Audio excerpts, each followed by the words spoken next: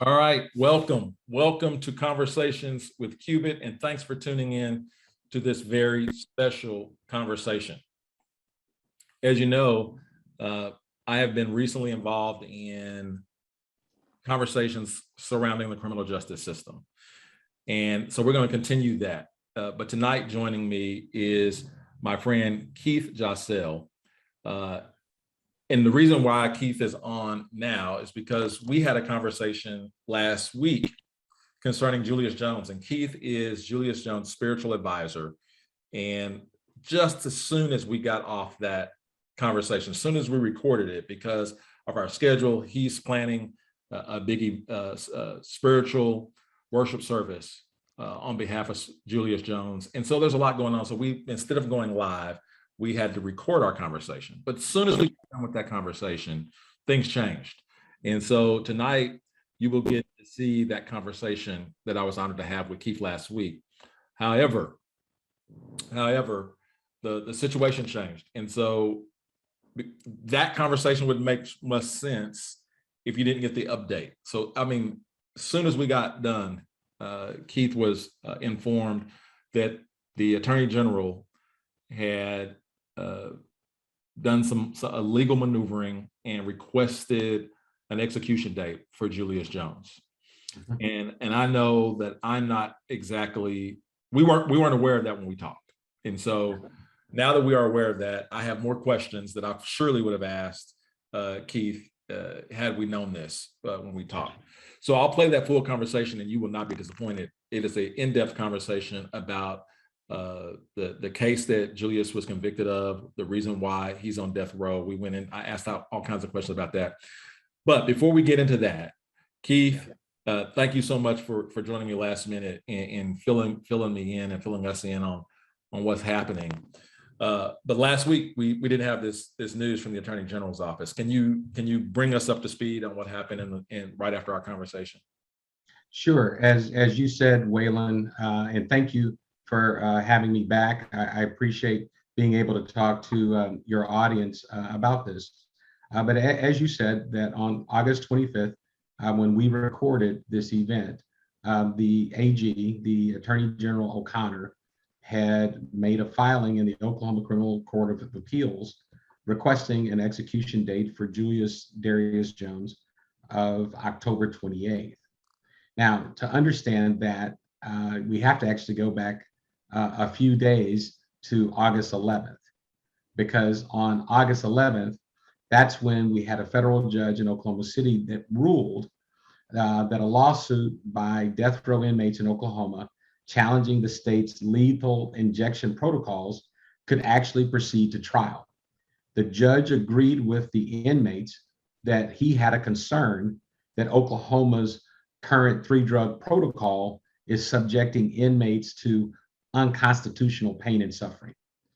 And so that's why we've had a moratorium in Oklahoma for the last 7 years, because of this lethal 3-drug protocol that we have determined is not humane in how we go about executing unusual punishment. Cruel and unusual punishment. Okay. So that judgment was filed on August 11th. But at that same time, that federal judge actually dismissed 7 death row inmates from that lawsuit. And the 7 that he were because they failed to provide court with an alternative method of execution. So he wanted them to say, yes, we don't believe in the 3-drug protocol. However, we have different combinations. We would accept a firing squad. And Julius was 7 that said, I don't want an alternative execution. And in Julius's case, I don't want it because I'm innocent. And so he and the 6 others were dismissed from the case. Now that's important, because once they were dismissed from the case, Attorney General O'Connor has a legal requirement with 60 days of exhausting all legal avenues. 60 days after that, within that, he has the obligation to go to the Oklahoma Criminal Courts of Appeals and request an execution date, 60 days. So that would be after August 11th. Once the judge made that decision, Attorney General O'Connor has until October 10th to request an execution date for those 7 inmates. But that's not what O'Connor did. He actually requested the execution date August 25th, 14 days after the judge's decision.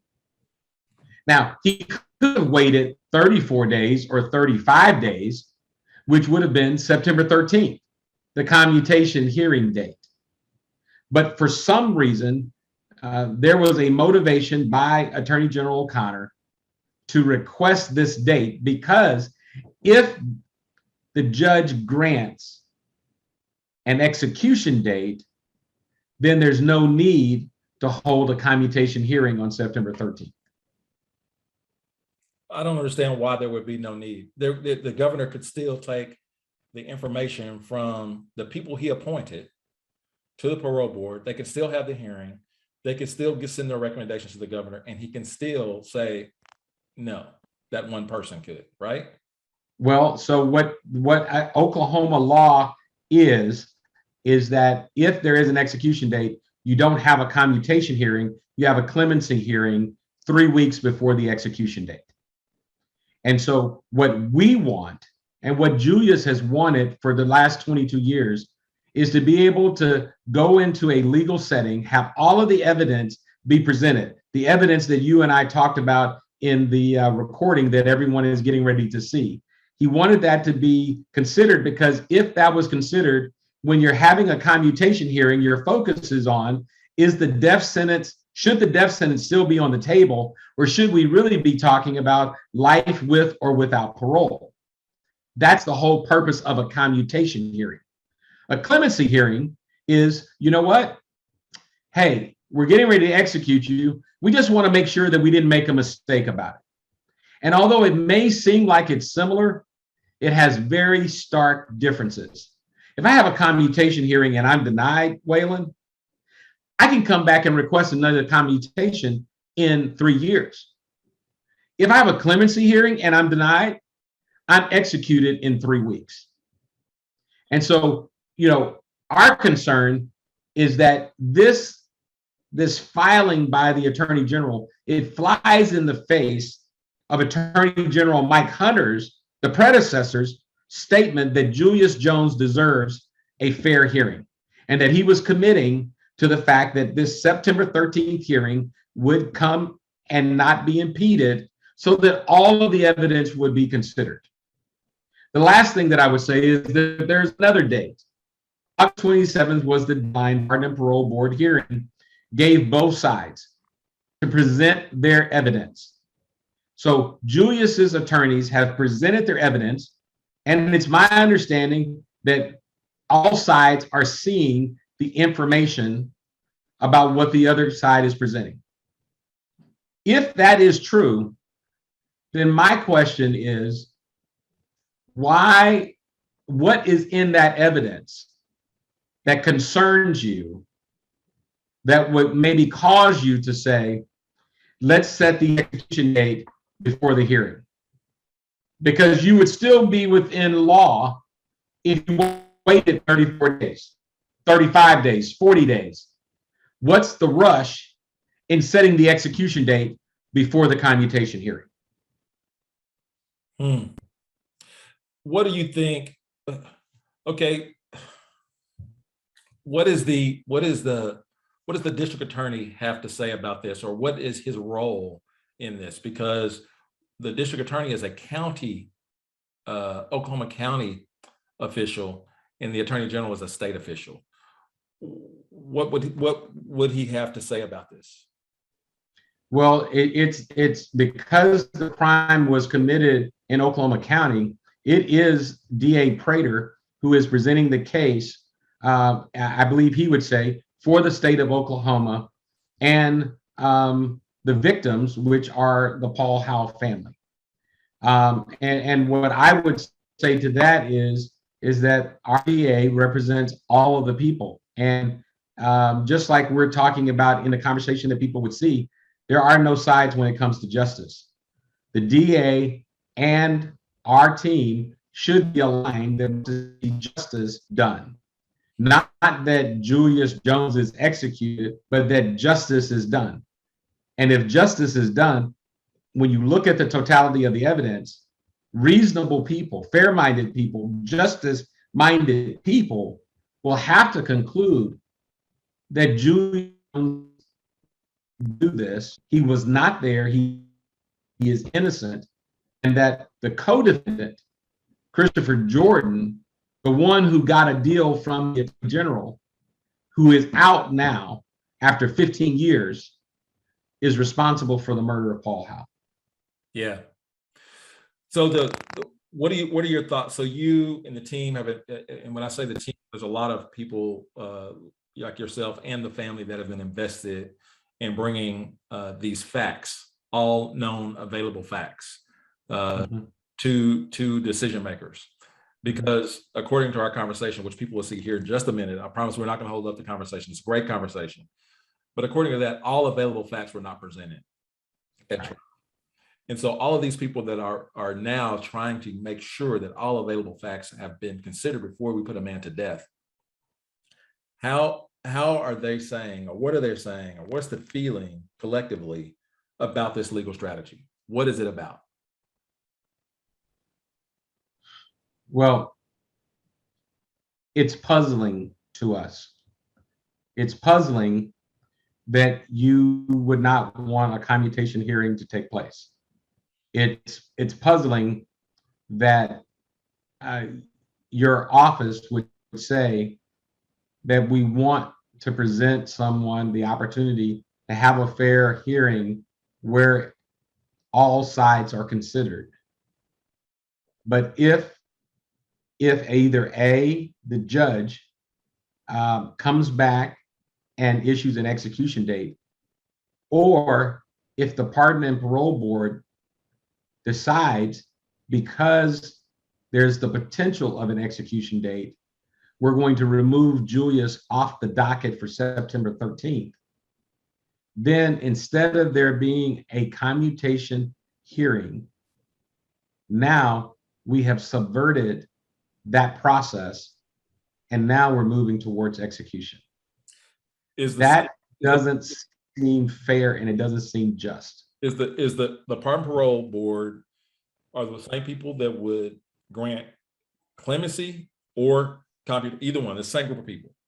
Yes. Right. But one, okay. Yes. I guess the only other question I got, because it's pretty clear from what you're explaining here what needs to happen, but there's two other questions I want, is how is Julius take this news, because you're a spiritual advisor, and I know that this is something that you've been praying with him on a constant basis about, and this was right before a date that I think he was probably looking forward to, September 15th. How's he doing, him and his family, with this news? You know, the only thing that I can say is he's probably doing as well as anyone in this situation could do, which is that he is struggling. He is struggling. You know, this date, September 13th, was actually not the first date, Waylon. If you recall, we had the stage 1 hearing in February, and then the stage 2 hearing was going to take place in March. And then we were informed by the Pardon and Parole Board that they were going to push the date back to September 13th to be able to implement a new process that they felt like would give more fairness to Julius in consideration of all the facts. So think about that. We went from possibility of having this stage 2 hearing in March to having it in September. And now we're being told, or now we're in an environment where it could potentially not happen at all. So the Parole Board had an investigator of their own. Yes. And I don't know if we talked about this or not. I think we did. We did. But what is this investigator, separate from all of these other entities, came up with a recommendation that the execution does not happen, should not happen. What happens to that recommendation? Does the AG not know that recommendation? Have they not seen it? Do they not want to put it with all other available facts to put it in context? Or does it what? So yes, there was an investigator report, and there is a recommendation section. It bold as recommendation, and within the recommendation section, it does say life with or without parole. What the general counsel of the Pardon and Parole Board has now come out and said is that this was actually a software error, that they did not have a section on the investigative report to just list recommendation options, that this was not a recommendation by the investigator. They were just laying out the options of what the Pardon and Parole could consider. So I'm assuming there's not a note section where they could have put that in a note section instead of the recommendation section. But based on what they're saying now, that is not a recommendation. Those are just recommendation options. And even if that is true with what they're saying now, if we were to just take that at face value, that still is the reason why we would want the commutation hearing. The focus of the commutation hearing is to consider whether or not life with or without parole is a viable option for this inmate, versus a clemency hearing, which is centered around an execution date, not commutation. Okay, what do you want? What do you want the community to know, and what do you want the community to do with this new?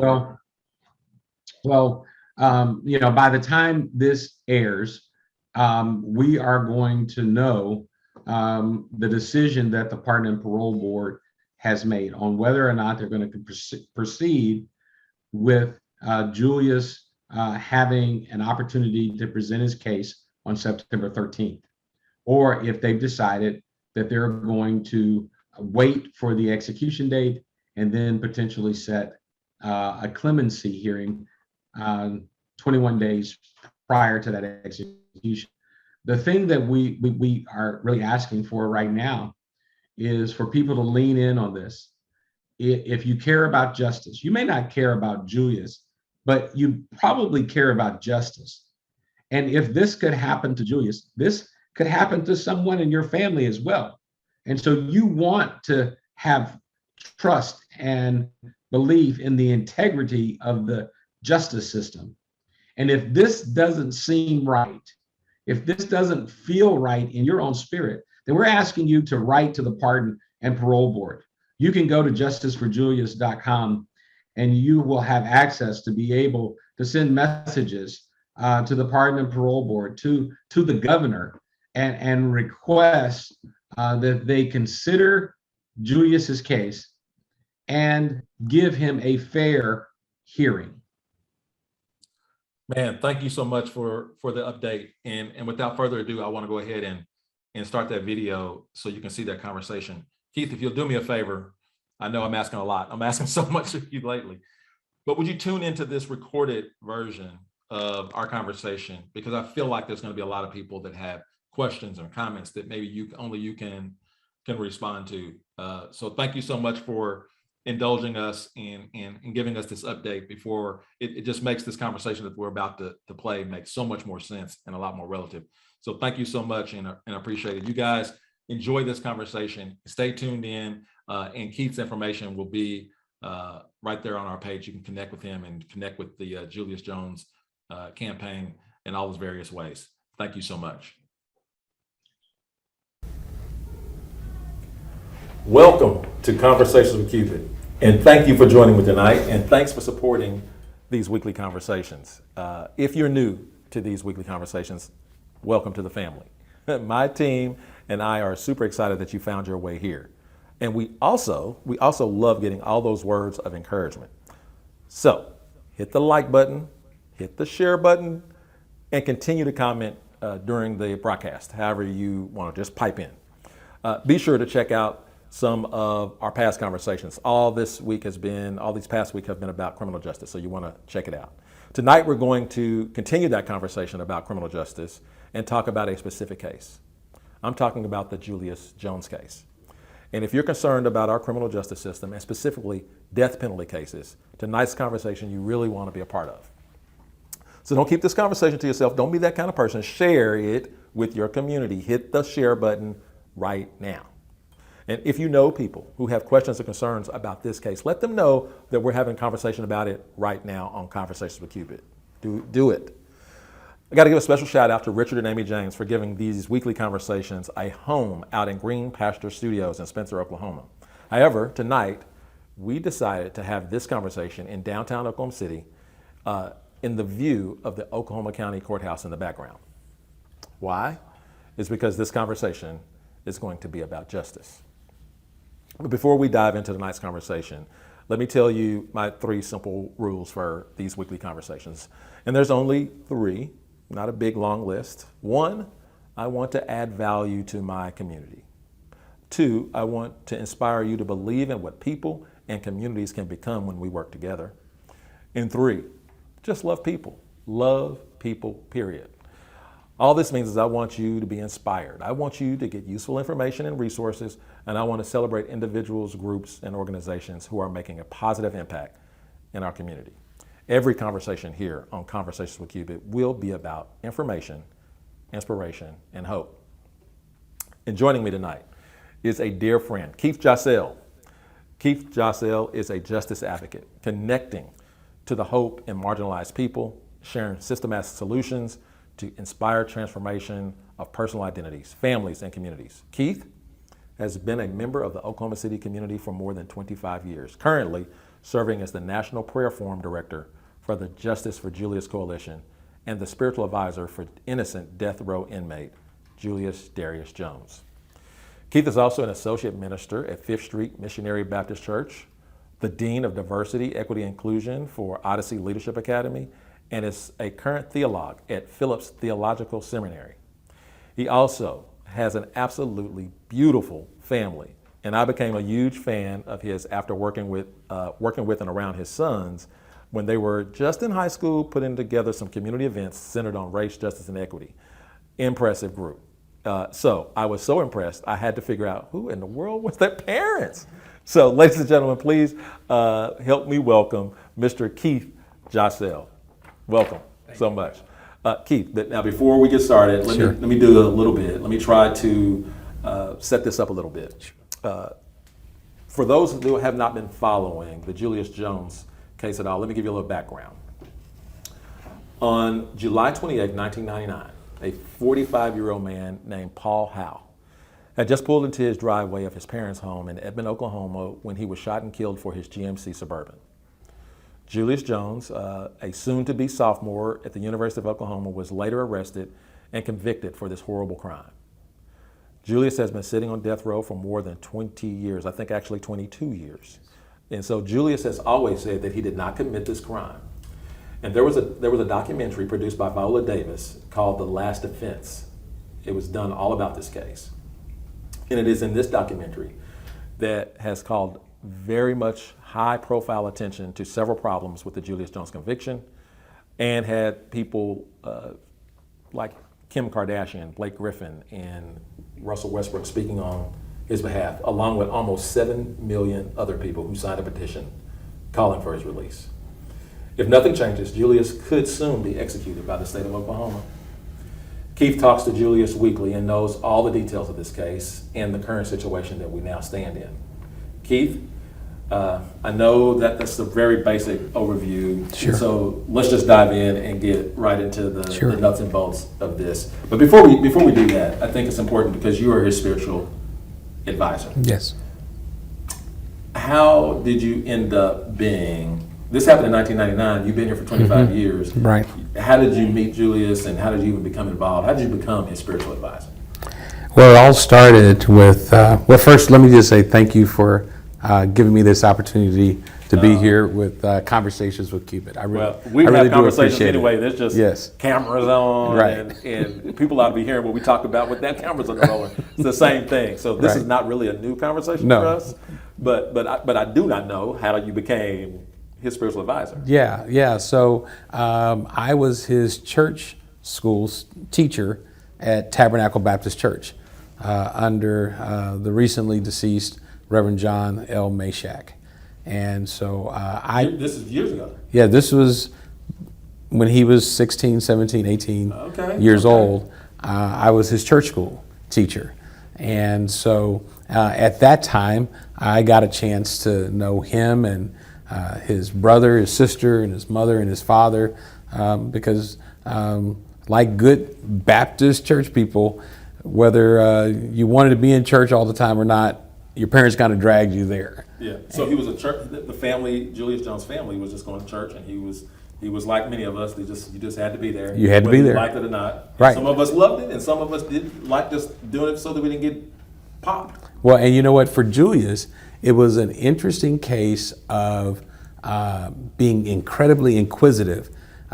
If you were to know Julius, he's a very inquisitive person. He's not just the type of individual that wants to know what. He always wants to know why. And he wants to understand how this faith and how walking and following Jesus lines up with the world that he lives in outside the walls of the church. At 16 and 17. At 16 and 17 years old. So the conversations that he and I had at 16 and 17 years old are like the conversations that you and I have today. Wow. Right. And so you're actually friends of the family. Yes. In 1999 when this incident happened. That's right. Talk to me about that. Wow. Talk about wishing, and Julius and I have had these conversations. Talk about me wishing that I knew today, back then. 22 years ago, I turned my back on Julius. I'm probably like a lot of the viewers that you have on here today. I assumed 22 years ago that if you got arrested by the police, you were guilty. I assumed that if you got tried and convicted, you were guilty. What I didn't know then is what, like you and Vicky were talking about a couple of weeks ago, that there's 3 to 5% of inmates that are incarcerated in Oklahoma that are innocent. That means there's 63,000 to 105,000 people in our Oklahoma jails that shouldn't be there. I didn't know at that time that 50% of death row sentences in Oklahoma were reversed. 50%. 50%. I didn't know that 10 individuals that were on death row in Oklahoma had been exonerated. Factual innocence. I didn't know those things. So I assumed you must have done it. He went to trial. He went to trial. All the stuff, everything. Every news channel said that he was guilty. He must have been. They didn't sentence him to life. They sentenced him to death. He must be guilty. And so instead of continuing to engage with him, I just continued to work on mentoring other people. And that's one of the biggest regrets of my life. But today, it's also one of the redemptions of my life. Right. Because now I'm back in his life, and there is not a day that goes by that this is not on my arm, and I'm not talking to someone and advocating for the liberation and freedom of Julius Darius Jones. That's heavy because this is not about mentoring, but there's a lot of things that you said about mentoring, because there's the other kid, the low-hanging fruit kid. Yeah. And then there's that one that, oh well, Right. I tried. Right. And you go on. But mentoring is for the long haul wherever they go. And you know what? Not only the mentoring principle that you're stating is 100% accurate, but it's also spiritual as well. Because in Matthew chapter 25, verse 40, Jesus says, as you treat those you consider to be the least, you also are doing it to me. Wow.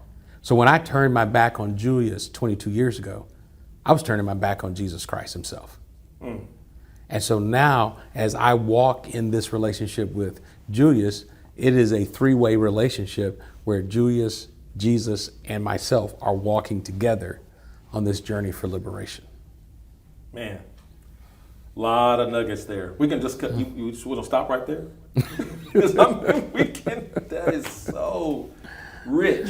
That is so rich. But now, before we get into this, you alluded to a little bit about Julius, and I'm curious. Yeah. And I'm curious because he was 18, Yeah. 19, 18 when 18. this happened.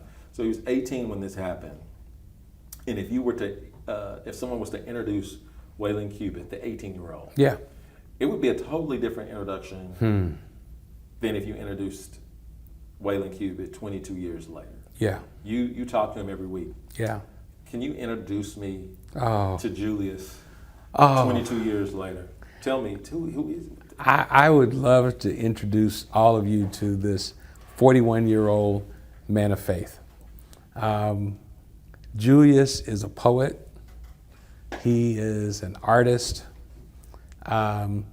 He has the most incredible heart. Sometimes I come in and I'm frustrated. He's ministering to me. Waylon, I know you grew up in the church. So you and I are both accustomed to people carrying Bibles, Yeah. but not necessarily reading Bibles. Yeah. And so when I see Julius, he has his Bible. And when we start talking about things, I can see his mind start to racing. And then he'll open up his Bible and it's highlighted all over the Bible. And he'll go right to a chapter and verse that's related to what we're talking about and talk about what God had to say about it. Yeah. That's Julius. He is not violent. He is full of love. He is full of hope, which for me, I cannot even begin to fashion in my head how you could be on death row for 22 years and you have so much love and hope in your heart and your spirit, and that you try to inspire other inmates in there to have hope in their own lives. And you have this passion of wanting to be able to impact young people. You talk about mentors. This guy is ready, if the Pardon and Parole Board and the governor are able to commute his sentence, this guy is ready to hit the ground running to be able to inspire and give hope. And his favorite athlete is Russell Westbrook, not necessarily because of what he does on the court, but because of what he does off the court with his Why Not Foundation. And so that idea of why not, Julius is always thinking, why not? Why not? Why not? It all comes back to not just the what, it's the why. Right. It's the why. What else could I tell you about him? This will be something that I think you would appreciate being in law enforcement. In 22 years living on death row around people who are guilty of violent crimes, including murder, Julius is recognized as a level 4 inmate. Level 4 means little risk to society. Who makes that rating? The prison.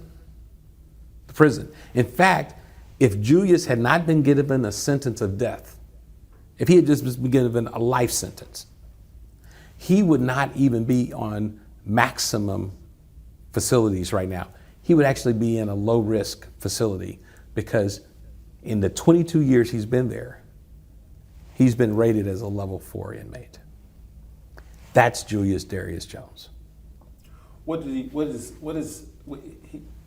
He has some value, obviously. Yeah. That he brings to the space where he's at, to you and all that kind of stuff. What do you see him doing upon release? You said mentor and all this kind of stuff. Where does he immediately want to plug into in our society? What does he want to do? Hey, some of you out there, you've probably heard it or you will hear it. Julius had a few arrests when he was 17, 18 years old. Non-violent arrests, but nonetheless, he had encounters with law enforcement. And he didn't take it seriously because he wasn't doing anything that was significant from a crime standpoint. But now, with where he has been over the last 22 years, what Julius wants to do is impact young people out there in the community that may be like him, kind of putting their toe in the water, kind of. It's a game to them. Yeah, you know, and being able to help them understand, you know what, if you don't want sand on your feet, don't go to the beach. You know, if you don't want to get wet, don't walk around the border of the pool, because it could just turn on you so quickly. And where you thought you were just playing a little bit, you're in it for real, and now your life is changing. He doesn't want that happening to anybody out there. Well, we just had a conversation inside of the prison with young people. I would love for him to be able to deliver a message, a consistent message to those people. Now let's go to the case. Sure. Keith, what's the main issues with this case? Because, I'll just be real up front, because I'm going to speak for somebody who is watching this when I say this, is all of that joy and happiness and all the things that Julius has become. There's people that were connected to Mr. Howe who saw that in his future as well. Yes. Right. And so, absolutely. So, what are the major issues with this case, and how do we rectify or come to a solution with releasing Julius and still bring peace to the other side of this story? Because you're on the side that said someone else did it, and how do we bring justice for Julius and also justice to the Howe family? So, you know, when I'm listening to you ask that question and how you position it, the first thing that I go back to is the conversation you had a couple weeks ago with Vicky. With Vicky. Yeah, where she said, we're all about justice. Yes. And there's no side. So one of the things that we say all the time is that we want justice for Julius Jones, and we want justice for Paul Howe. Yeah. And we want justice for the state of Oklahoma, because it's not fair to put a burden on the state of Oklahoma to execute an innocent man. It is not fair to Julius Jones to be incarcerated and possibly executed for a crime he didn't commit. And it's not justice for the Paul Howe family for somebody else to be toting the conviction when that's not the person that actually killed Julius Jones. It is an injustice Paul Howe. It is an injustice that the man that killed Paul Howe is not in prison and is walking the streets. Yeah. What are your major concerns with? Well, you talked about Vicky. Let's talk about that. So, if you haven't watched the episode, Vicky Behena at the Innocence Project was just here a couple of weeks ago, right? And she broke down how Innocence Project takes on cases. Right. And we didn't talk about it on camera, but Julius Jones case on camera. We're talking about another case out of Tulsa that she brought attention to. But she did say this, and I'd like to get your feedback on it. She did say, we only take cases of absolute, they didn't do it. They can't even be involved. They can't even plead a self-defense. They had to not do it at all. And so was Julius in the case, if you followed a little bit, if you go into it, and we can talk about this. Sure. His co-defendant, who a lot of evidence says that he may have been the one that actually did this. But he was spending the night with Julius, they were friends, that kind of stuff. So there was a close association with Julius and someone that was in the crime at that time, involved in criminal conduct. Stolen cars, stolen merchandise, whatever the case may be. There was even a chop shop where a relationship was involved in this case. I guess my question is Julius completely 100% innocent of this crime, or is he loosely involved through association? He didn't kill the guy. he just was doing other stuff. I mean, was he completely innocent? Is this the kind of project that the Innocence Project would take a look at? So, first and foremost, I listened to Vicki talk about her standards, which In means Oklahoma. in Oklahoma, which are you can't even have been involved in previous criminal activity. Got to be a Clean all the way through. And so, and I respect. And Julius is not that. You just said he was. Yeah, he's not that. He has had he's had a few arrests.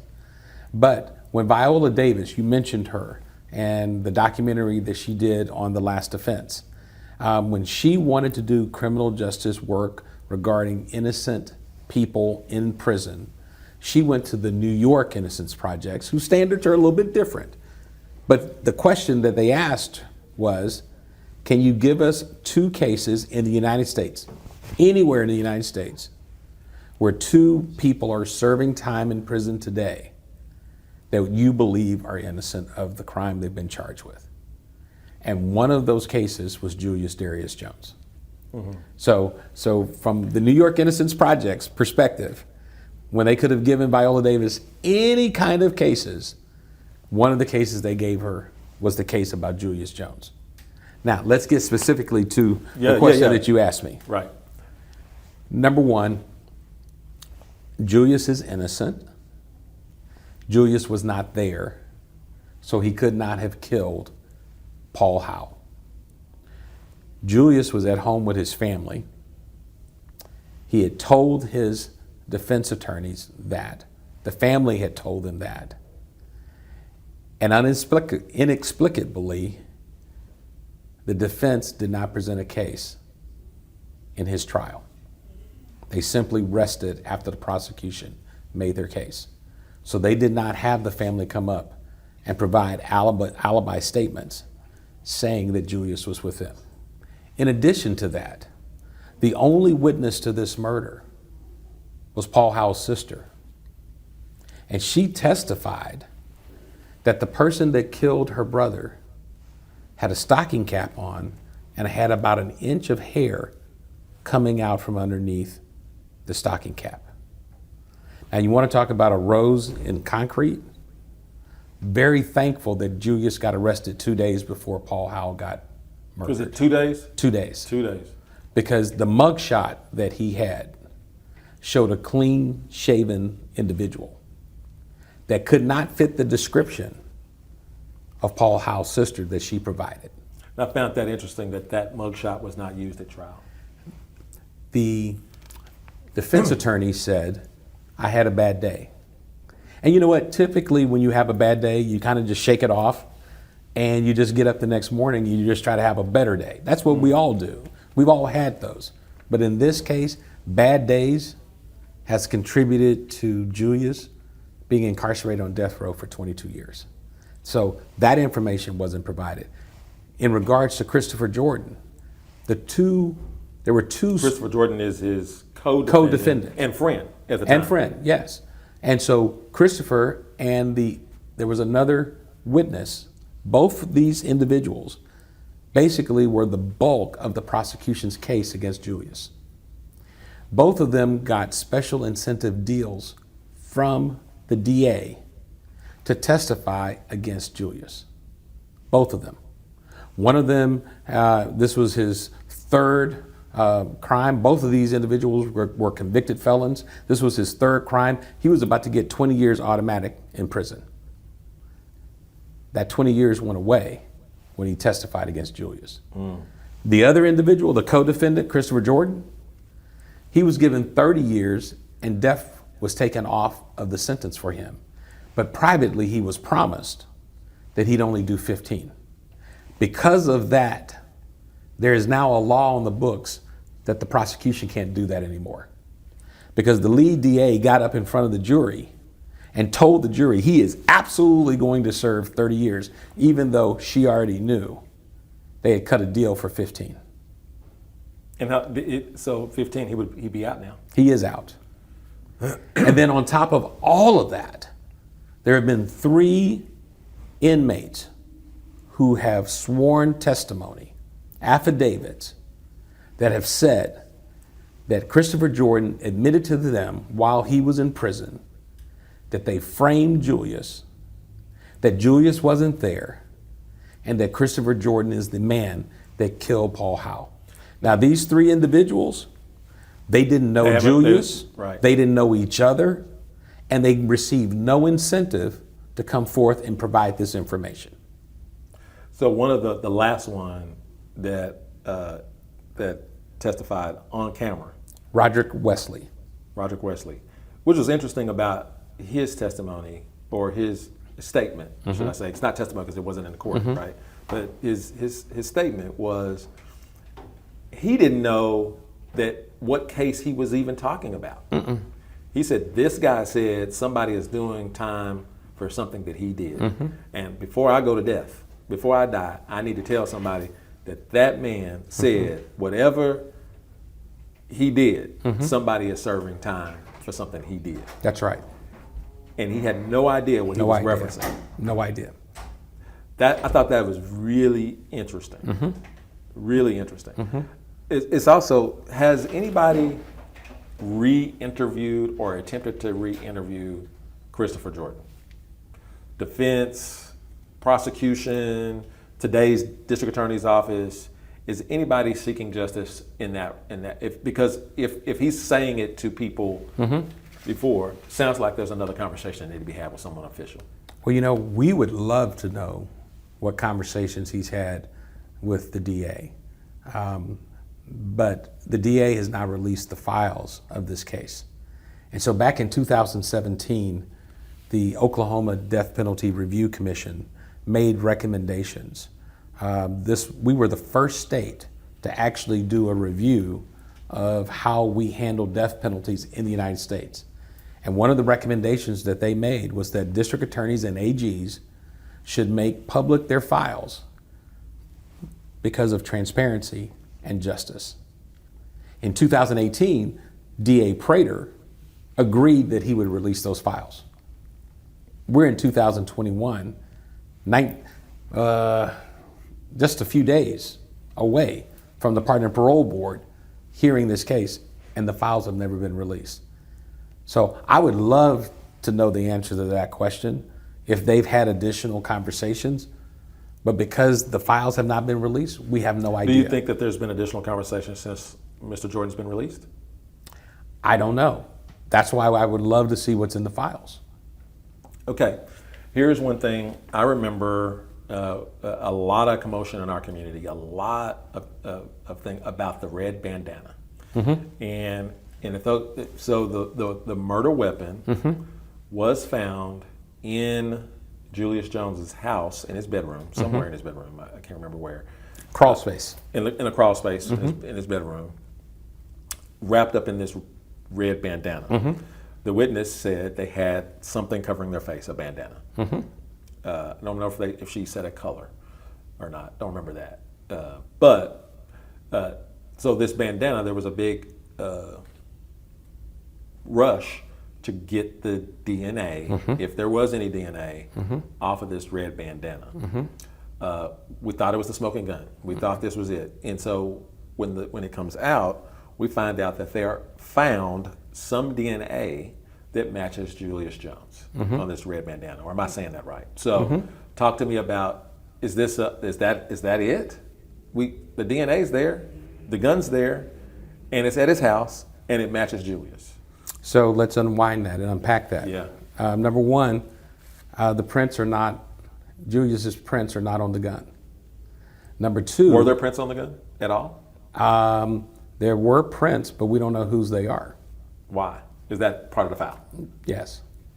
Okay. Number two, there were several prints on the bandana. Several. And number three. When you say prints, it was other DNA markings. Other DNA markings Okay. on the bandana. And three, there are credible scientists out there that are saying that there is nothing conclusive about that being Julius's DNA on the bandana. Right. And that's a fact. Now, here's also what's a fact. It was Christopher Jordan who received the deal from the prosecution that told the prosecution where the bandana and where the gun to find was. the gun and the bandana. And there's also communication from other people that have been in contact with Christopher Jordan that he was telling people that he put it in the crawl space. Because the night that he came and spent the night at Julius's house, he stayed in Julius's house, in Julius's bedroom. He had access to the crawl space.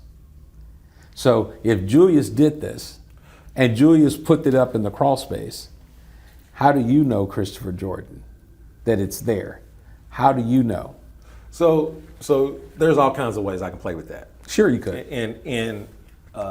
But here's what I would suggest to you. Right. Here's the one thing that hasn't been done in Oklahoma in this case. The preponderance of all of the corroborating evidence together has not been considered. And so what people have done is they've tried to pick it apart by taking one isolated piece away from everything else. Right. But if you have 3 inmates who have said Christopher Jordan did it, and Christopher Jordan is the one that told the police. Yes, you have 3 inmates that said Christopher Jordan told them that he did it. Yes. Right. And because they weren't there. They're not actual No, witnesses. they weren't there, but they did. They had details about what happened that they shouldn't have. And the only way that they would have that is that Christopher Jordan told them. In addition to that, if you look at what Christopher Jordan told the prosecution, his testimony was always inconsistent. So that's the part I wanted to get to. Yeah. Because as a police officer, poke holes in your in the fact that because I can, right? When you say Christopher Jordan knew where it was and he told, well, sure, he's my homie. I gave him the gun that told him to put it up there. But then when we put it all together, right? Exactly. So it's not out of the realm of possibility just because he knows where it is. But yes, but when you put it all together, when you put the sister testifying about what the shooter looked like, and that person fits Christopher Jordan, right? And you have 3 inmates who said he did it and he framed Julius. And when you look at the testimony that he gave the DA and the police that continued to change and be inconsistent, that actually pointed guilt towards him, and that was overlooked and ignored. When you put all of that together, there is more than reasonable doubt to think that this is where the murderer is. Here's where I get hung up at. Sure. Right, is because you're putting together a case. You're putting all these things together, which could have easily been done. Should have been done with adequate counsel. Yes. Adequate defense. And what people don't really know is that as I look into the case, is he had adequate defense before trial. At first. And the man died. Yes. And so you have the dream team that's going to defend you, has all these things lined up, sees all these problems, and then as it's time to go, he dies. Yeah. And so then now you pick up an appointed. Where did these other attorneys come from? You have 2 attorneys that have never done a capital case. They're fresh out. Yeah. Never done one. And the co-counsel is finishing up law school. So they're going up against the prosecution, experienced, a team put together by then Bob Macy. That's basically the Dallas Cowboys going against a 3A, 4A, 5A high school team. And when it's time to put up all this evidence that you just, which is available, and there's some other stuff that you didn't mention. No, you're right. Yeah, some other stuff you didn't mention. But when it's time to do that, that's right. The defense says, "I rest." Yeah. Call no one. No one. No Julius. No cross-examination Nothing. of witnesses. No. I'm done. And now, okay, and so case closed, we move along, and in some 15 or 18 years later,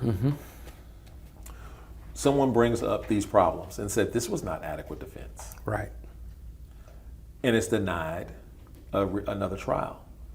Why? Timing. The merits of the case weren't considered. What was only considered was the timing of when the information was brought. So late? You just Late. didn't turn stuff in on time? Late. We had 18 years. And so that's why I say to you, when the Pardon and Parole Board meets on September 13th, this is the first time that a legal system in the state of Oklahoma will actually consider all of the evidence, because that has never been done in this case. But this is just a hearing. This is not a trial. It's not a You hearing. don't call witnesses or anything like that, right? They don't- Well, each side gets to present information. And so Julius's federal public defender will be presenting a case, and the DA of Oklahoma County will be presenting a case as well. And there's no rules to this hearing. It's like you are not privy to what evidence that the DA might bring. I believe this is out of my It's out of it's out of my You're bailiwick. the spiritual advisor, Right. not the legal Right. advisor. Okay. But I think there will be some knowledge. To what extent, I don't know, but there will be some knowledge of what both sides are presenting, and this 5-member Pardon and Parole Board will listen to the information, and this is the first time in 22 years that all of the information is going to be considered, that both sides are going to have the opportunity to be able to present for reasonable people to sit and consider thoughtfully the innocence of this man. What frustrates you, and most importantly, what frustrates Julius about the current situation?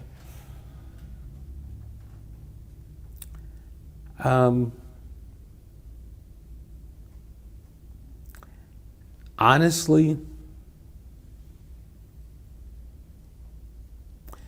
I think the thing that frustrates me, and again, I'm just going back to what I heard you and Vicky say a couple weeks ago, there really aren't supposed to be sides. We're supposed to want justice.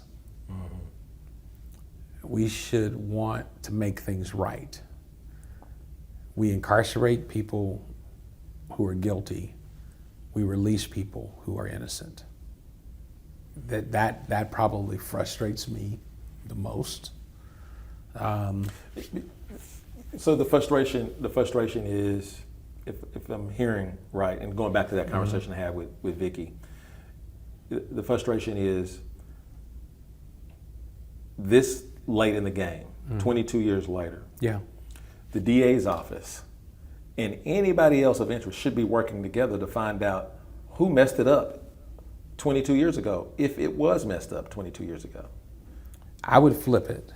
Okay. I would love for all of us to be working together to find out who really killed Paul Howell, because his family deserves justice.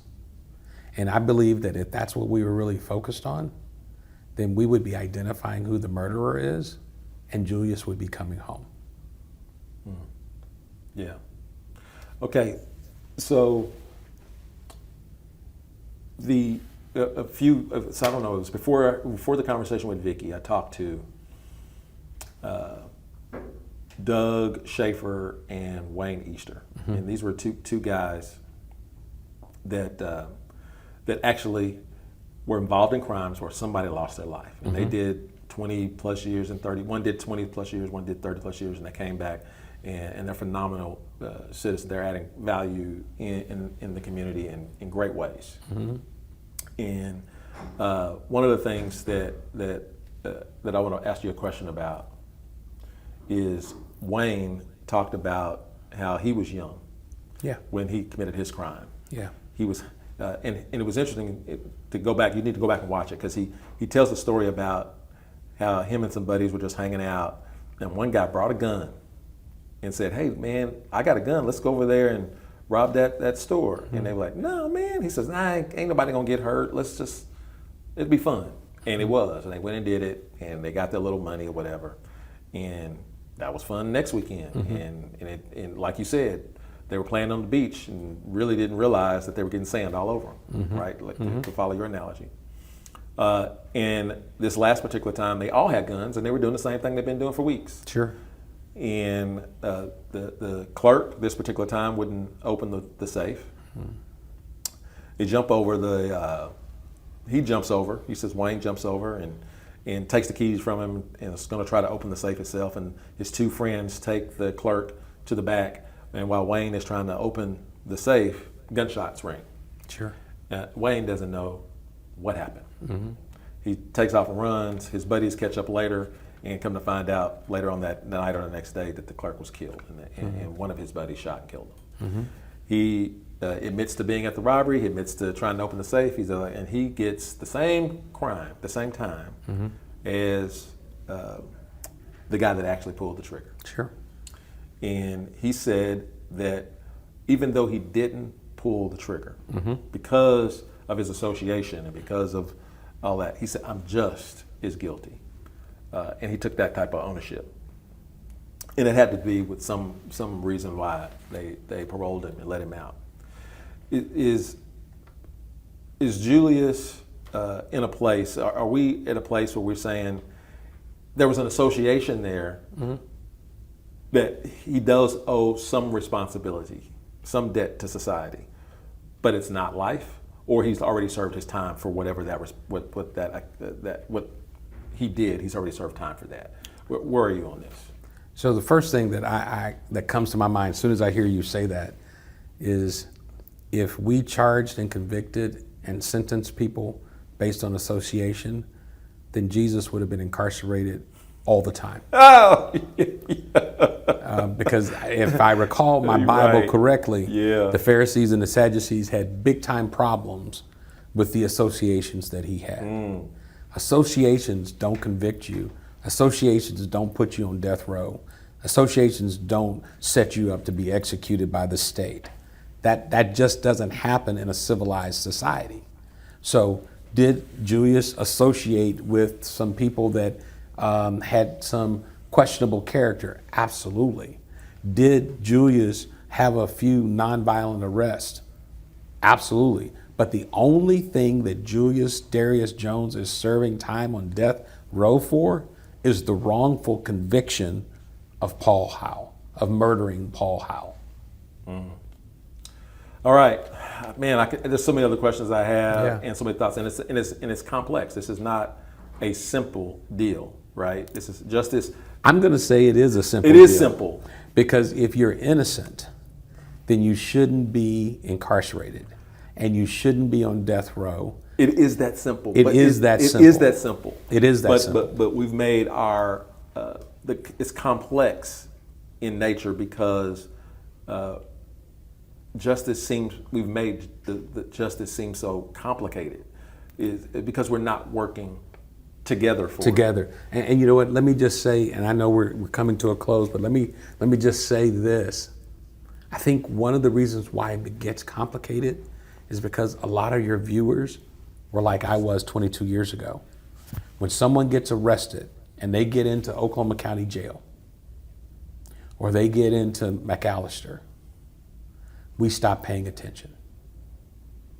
And because we don't know the facts of what actually is taking place, the water gets muddied. But when you actually know the facts of what actually occurred, then it becomes a lot less complicated. We need to care more, Keith? We need to care more. We need to care more. I think that's why Jesus said that in Matthew 25:40, that how you consider the least of them is how you do it to me. Because he recognized that we have a heart problem, and then that affects our head, and that's what makes things complicated. That's what I was trying to say. I wasn't trying to simple. I'm just saying it's complicated. All right. Next week, man, we're going to do live stream. Yes. Next week, we're going to live stream. Yes. And I'm so happy that you're doing this because you told me the purpose for this live stream. So I'm so glad that my team get to come and set up cameras and help you broadcast this to the world, Right. So everybody can come, because everybody can't come. Right. It's in Oklahoma City. It's at Tabernacle. You're doing a worship service. Yes. In honor, just the day before the pardon parole hearing. Yes. Tell us all about it. Well, you know what? From the very beginning of this journey, starting with the Jones family, this has been a faith walk. Mm-hmm. They have been faith walking this for 22 years. And then, as you know, our friend CC Jones Davis, who has really kind of coalesced this coalition of people, she just continued building on that faith walk. So we've been, actually for the last year, we've been having a prayer call every Tuesday night, where we literally have what we call our justice warriors that are calling in from all over the country that are doing justice advocacy work for Julius Jones. And so we've been doing that. This week we have mini sermons that are actually on our Facebook page, multicultural faith leaders who are just doing 10-minute snippets every day, because this is a faith march for us. And then we're just going to be building on that even more so at our worship service at Tabernacle, at Julius's home church, where again, we have some of those justice warriors that are actually going to be coming into Oklahoma City. That we're going to be marching on the day of the 13th to the Pardon and Parole Board meeting. And we're going to be coming together, multi-faith leaders, political leaders, lay leaders, all these advocates who are wanting innocence and justice for Paul Howell and Julius Jones. We're coming together and we're praying and we're praising God for how he's brought us to this point, and how we're trusting and believing that, as Julius would say, not that he's going to take us over the finish line, but that he's going to take us over the starting line, because Julius believes this is when my life starts again, and I get to make an impact in people's lives. Right. So tell us how we get in, because it's going to be packed. The Tabernacle is a big place, but it's going to be packed. Yeah. So I don't know if necessarily people are going to be able to get in, because it's really going to be like for the family. And we're trying to practice social distancing in this COVID environment that we're in. So you want to live stream. But we are going to be live streaming, Right. and they'll be able to tune in and be able to see. And then the next day, they can join us in the march from Tabernacle. Just up the street. Up the street to the Pardon and Parole Board hearing. It's exciting stuff. So pay attention to so give us the Facebook page and the website. So justiceforjulius.com. And you'll have all the information there. You can even sign the petition, like the other 7 million people have. And you can also you can go to prayersforjulius.com if you want to sign up and be part of our prayer calls on Tuesday nights. That's fantastic. So much here, and I hope you've been enjoying these conversations that we've been having about the criminal justice system and the pursuit for justice. So many people involved in that. Be sure to tune in. We're going to be live on my page from Tabernacle for this worship service, and we're going to do some interviews, some really focused interviews with maybe the family members and some key players that we think that impact this movement. And we just want to give them a voice and strengthen them, because no matter what you think, if you're on the side of justice, you want to see it in this case. You want to see it in this case. You want all the facts, all of these things to be put together and considered. And we know what we've looked at in this criminal justice system is that it's flawed, because people are involved. And I don't know if we ought to be putting people to death knowing that we have a flawed system. Okay, before I get on soapbox, that's Conversations with Cubit. Thank you so much for joining us, and I appreciate it. Go out and remember, this is all about community.